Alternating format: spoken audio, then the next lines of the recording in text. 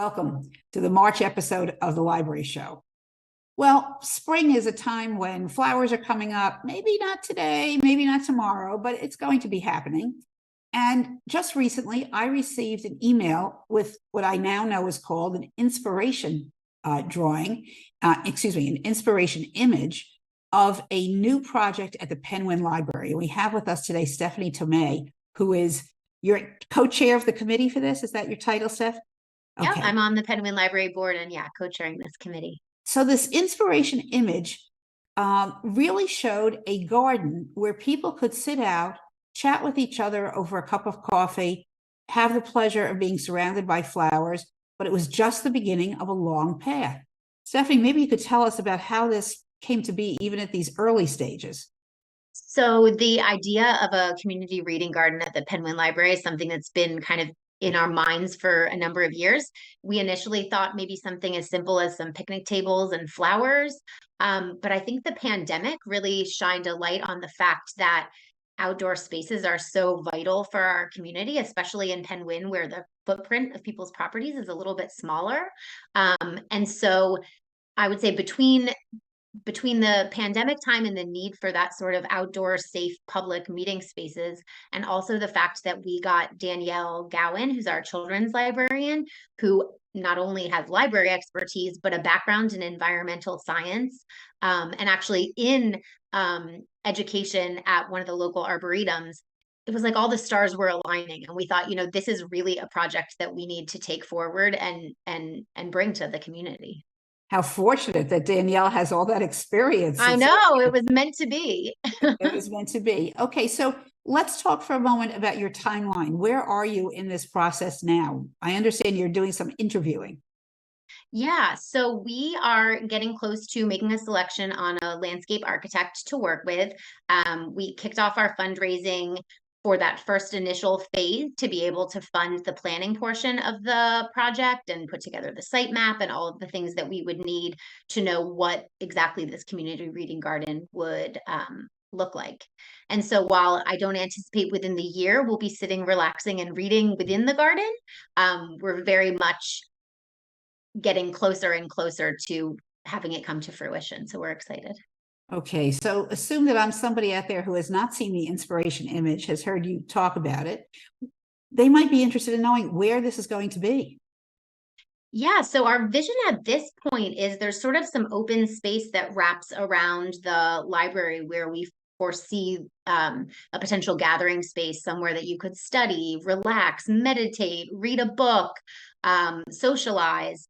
And some of that will come out through the process with the landscape architect of identifying the best locations for everything. We'd love for it to encompass the entire library such that even smaller portions can have, beautiful native plantings and things like that. Ultimately, for us, it's kind of a project for the community and by the community. That's why we're calling it a community reading garden. So over the course of the coming months, we're looking forward to doing community engagement sessions with our neighbors, whether it's Penn Wynne Presbyterian, the elementary school, the synagogue, the neighbors and patrons, to find out their ideas of what they'd like to see there and how they would end up using it. That's marvelous. So in the original drawing, it was between the library and the church, but what you're saying now is it may encompass an entire curve around the library building. You don't know. I know it's not definite. Yeah, we don't. Yeah, that's kind of what the landscape architect will be guiding us on, is where best to locate different aspects of it.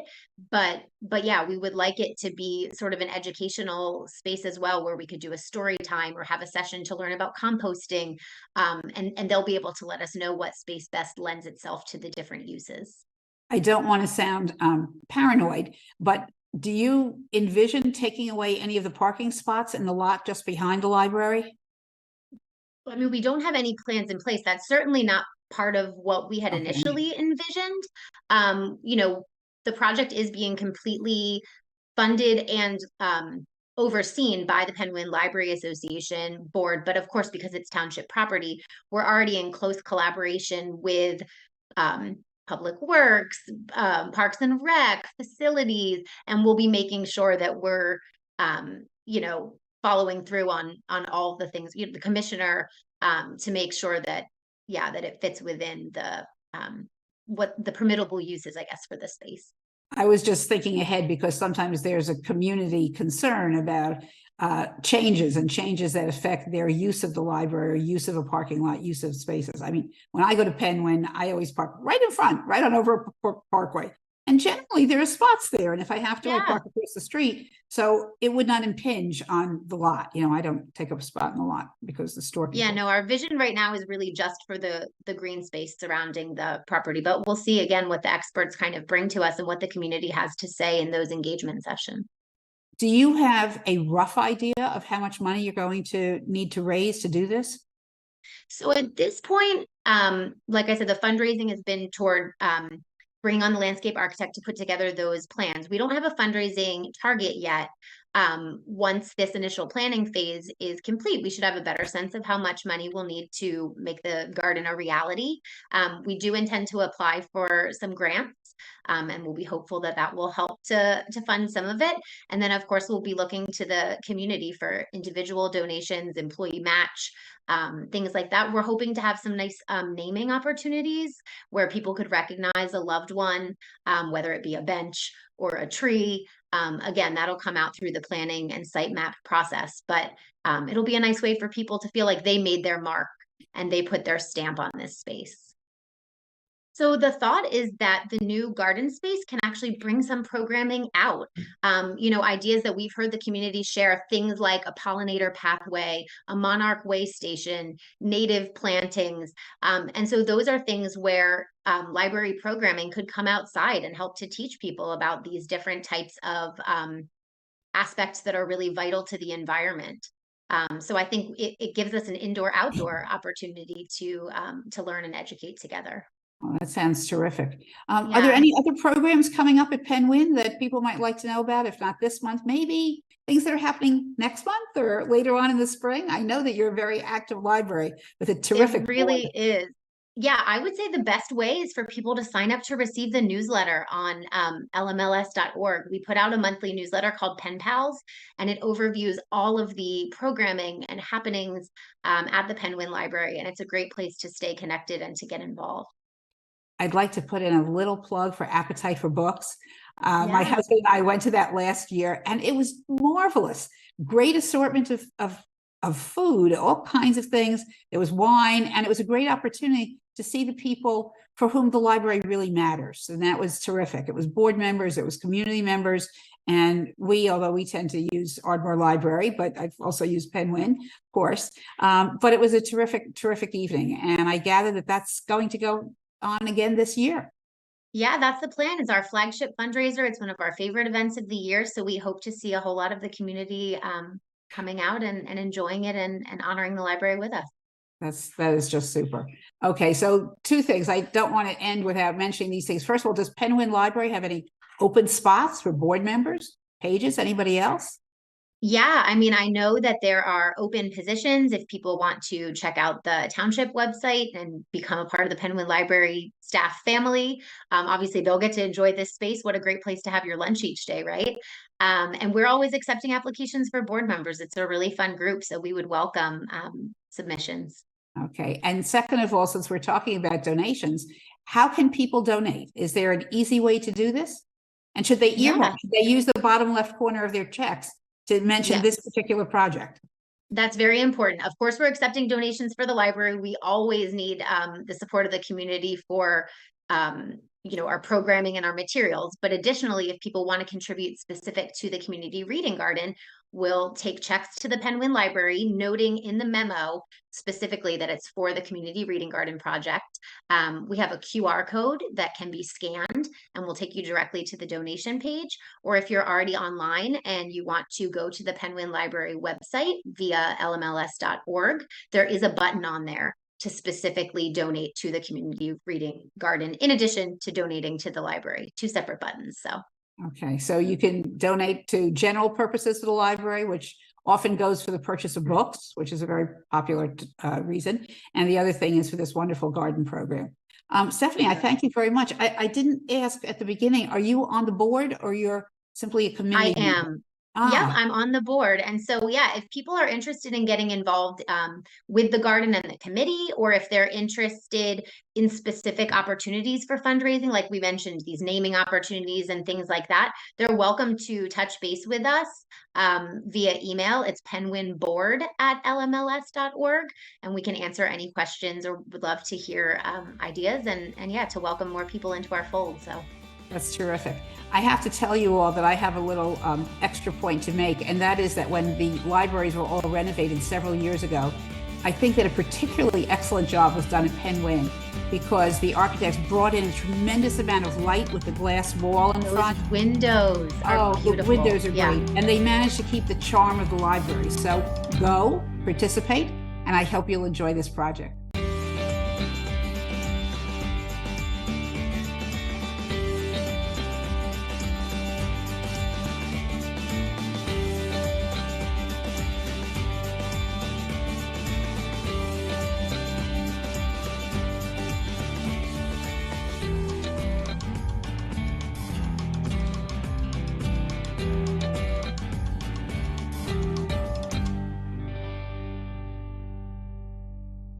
Welcome back. To the second half of our show, we're doing something a little bit different. We're going to have, or you will see we are having, an all Penn Wynne Library show.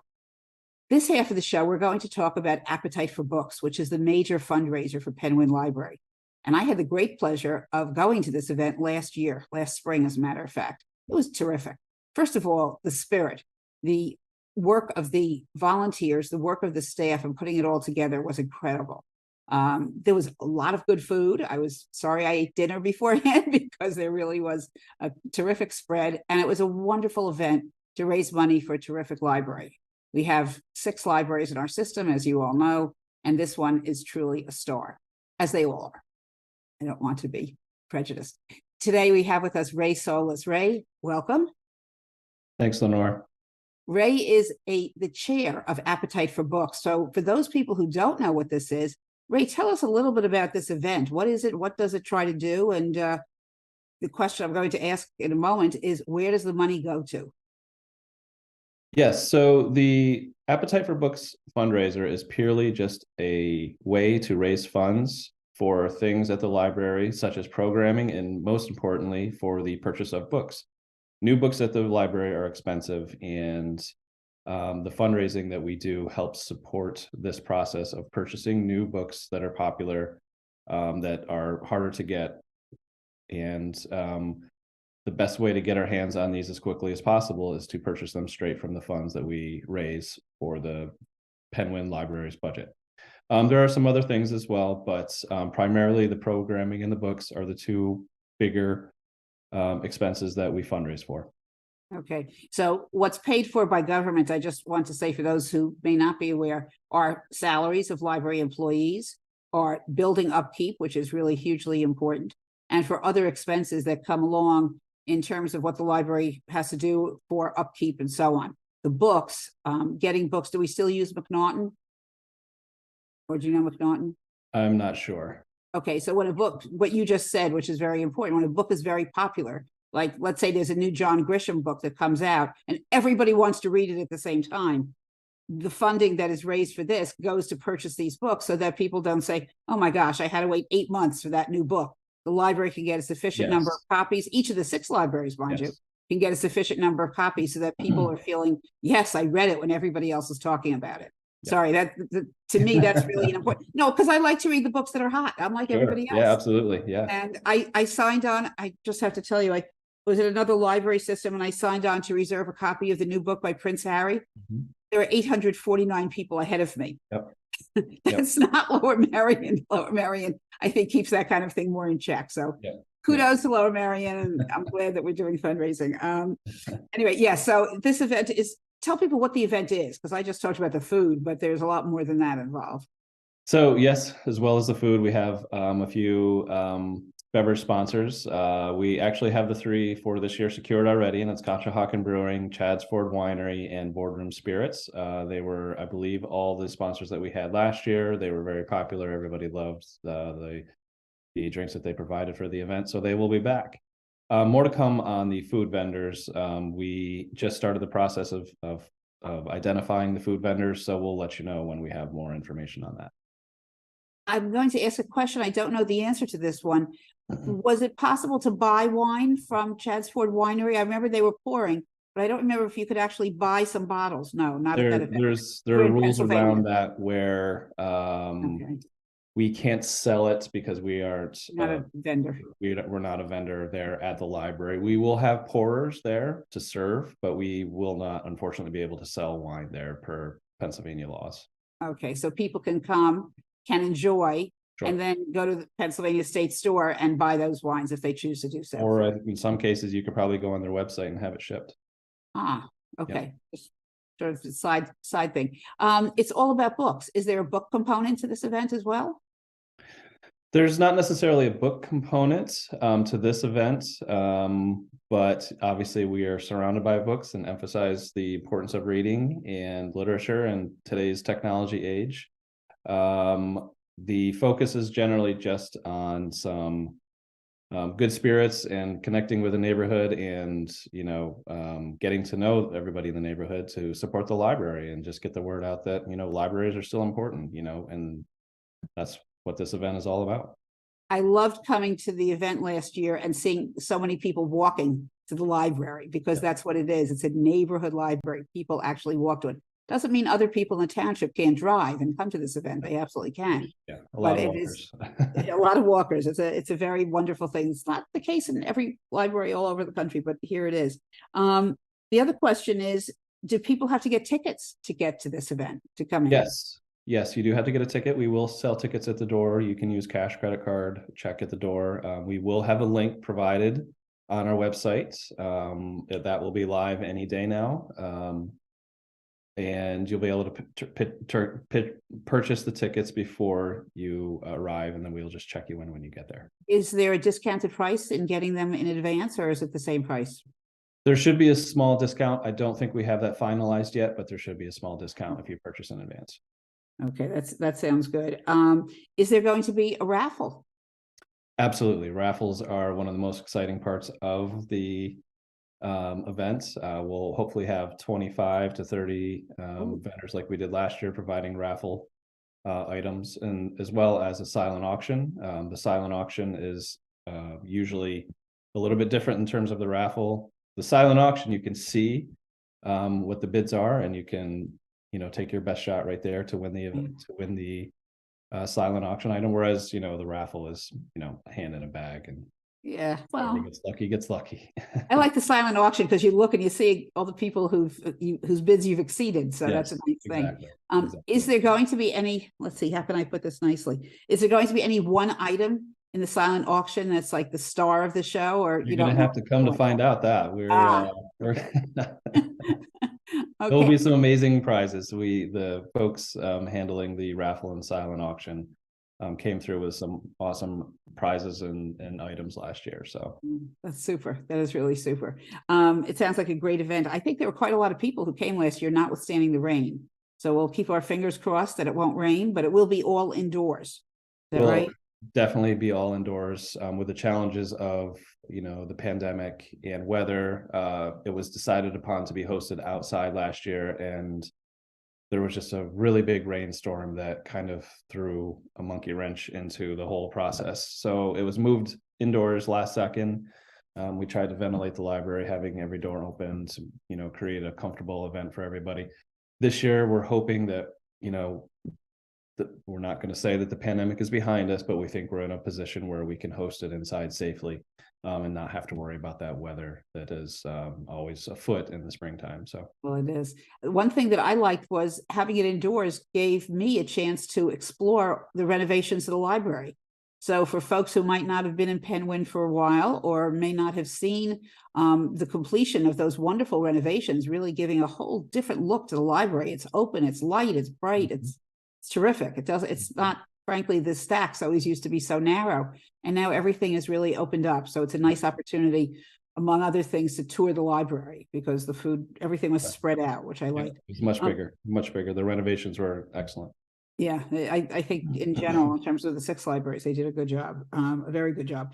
Ray, tell us for a moment, I'm not looking for board members, new board members on behalf of Penn Wynne. I don't know if new board members are needed, but maybe you could tell the people watching what your background is before you came to be a board member at Penn Wynne. It might inspire other people with varying backgrounds to get involved.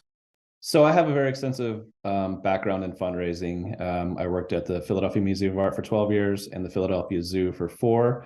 I lived across the street from the library, and my daughter currently works at the library. So that's how I became involved with the board. That being said, we are looking for folks to, get involved from any background that doesn't really have any, bearing on the involvement of the library. If you have a general interest in books in the library and reading, then come and join the library and see what we have to offer. A lot of things are going on and they need help from anybody and everywhere. So come on out.